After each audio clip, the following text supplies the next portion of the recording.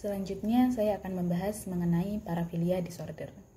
Gangguan paraphilia merupakan gangguan yang mencakup ketertarikan seksual yang tidak wajar atau tidak pada umumnya berlaku di norma sosial. Hal ini dapat berupa fantasi, dorongan, maupun perilaku yang berulang dan intens, serta menyebabkan distres yang terjadi pada periode waktu minimal 6 bulan. Berbicara mengenai gangguan paraphilia ini banyak menuai kontroversi karena perbedaan latar belakang serta budaya di masing-masing tempat. Di dalam DSM sendiri, istilah paraphilia banyak mengalami perubahan hingga pada akhirnya saat ini dalam DSM 5, paraphilia disorder didefinisikan sebagai setiap minat seksual yang kuat dan persisten selain minat seksual dalam perilaku senggama atau prasenggama dengan fenotip normal menyetujui pasangan manusia dewa. Faktor penyebab dari gangguan ini pun belum jelas diketahui, namun terdapat beberapa faktor yang menyebabkan. Di antaranya seperti pengalaman masa lalu menjadi korban pelecehan seksual atau kekerasan seksual. Terus dapat juga karena keterdekatan dengan objek atau situasi tertentu secara berulang saat melakukan aktivitas seksual. Selanjutnya ada karena penyalahgunaan zat. Kecanduan pornografi juga merupakan salah satu faktor penyebabnya. Pelampiasan stres yang tidak tepat serta persepsi yang salah atau keliru mengenai beberapa hal, dan adanya gangguan kecemasan yang menyebabkan gangguan tersebut. Paraphilia ini terdiri dari beberapa macam gangguan, di antaranya ada fetisme. Fetisme merupakan penggunaan benda mati untuk mendapatkan gairah seksual. Kriterianya yaitu intens, berulang, minimal periode waktu selama 6 bulan, berupa fantasi, dorongan, atau perilaku yang menyebabkan gairah seksual yang berkaitan dengan benda mati, menyebabkan distres, serta benda-benda tidak terbatas pada pakaian lawan jenis ataupun vibrator. Selanjutnya ada pedofil. Pedofil merupakan kepuasan seksual seseorang melalui kontak fisik seksual dengan anak-anak prapubertas. Kriterianya seperti berulang, intens, dengan periode minimal 6 bulan, fantasi atau dorongan perilaku yang menimbulkan gairah seksual yang berkaitan dengan melakukan kontak seksual dengan anak-anak prapubertas. Hal ini juga menyebabkan distres atau masalah interpersonal yang dialami seseorang. Selanjutnya ada voyeurisme.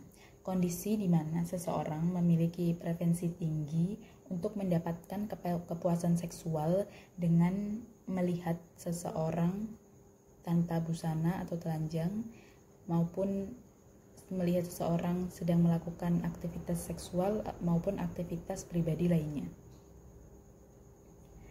Kriterianya yaitu berulang, intens, minimal periode 6 bulan berupa dorongan, fantasi, atau perilaku yang menimbulkan gairah seksual yang berkaitan dengan tindakan mengintip maupun mengamati orang lain yang sedang tidak mengenakan pakaian, yang sedang berhubungan seksual maupun aktivitas pribadi lainnya tanpa diketahui oleh yang bersangkutan. Hal ini juga menyebabkan distres maupun masalah interpersonal. Selanjutnya ada ekshibionisme.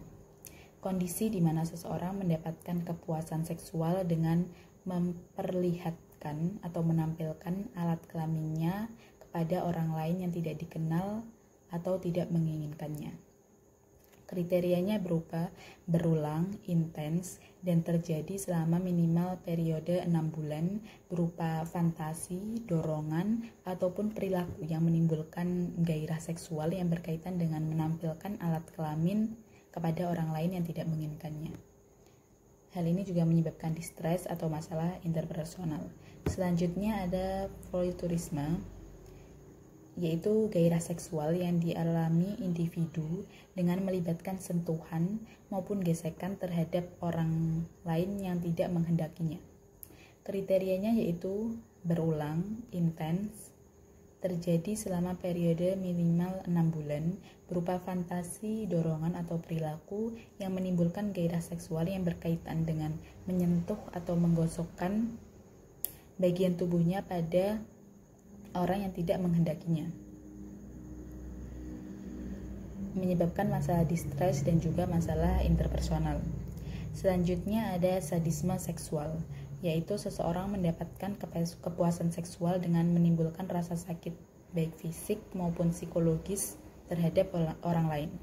Kriterianya berupa berulang, intens, terjadi selama minimal 6 bulan periode 6 bulan yang menimbulkan gairah seksual dengan menyakiti fisik atau psikis seseorang, menyebabkan masalah distres dan juga interpersonal. Selanjutnya ada masochisme seksual, di mana seseorang mendapatkan kepuasan seksualnya dengan menjadikan dirinya sebagai subjek rasa sakit atau penderitaan maupun dipermalukan orang lain. Kriterianya berupa berulang, intens, terjadi minimal periode 6 bulan, perilaku yang menimbulkan gairah seksual dengan tindakan yang dilakukan oleh orang lain untuk memukul atau mempermalukan dirinya, menyebabkan distres dan juga masalah interpersonal. Selanjutnya ada transfetik, merupakan kondisi di mana seseorang mengalami kepuasan seksual apabila ia memakai pakaian lawan jenisnya.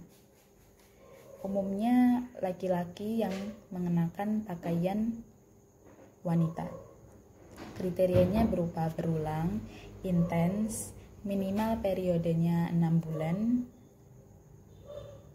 terjadi pada laki-laki heteroseksual, berupa fantasi, dorongan, atau perilaku yang menimbulkan gairah seksual yang berkaitan dengan mengenakan pakaian lawan jenisnya, menimbulkan distres dan juga masalah interpersonal. Berhubungan dengan disforia gender dalam kadar tertentu, maksudnya merasa tidak nyaman dengan identitas gendernya. Dampak yang ditimbulkan dari gangguan parafilia ini juga beragam, diantaranya distres dan masalah interpersonal tadi, disfungsi dalam menghadapi kehidupan sehari-hari, merugikan orang lain, serta menimbulkan beberapa tindak kejahatan dan juga kriminal. Itulah yang dapat saya sampaikan mengenai depressive disorder dan juga paraphilia disorder. Mohon maaf apabila ada kesalahan. Terima kasih atas perhatiannya. Wassalamualaikum warahmatullahi wabarakatuh.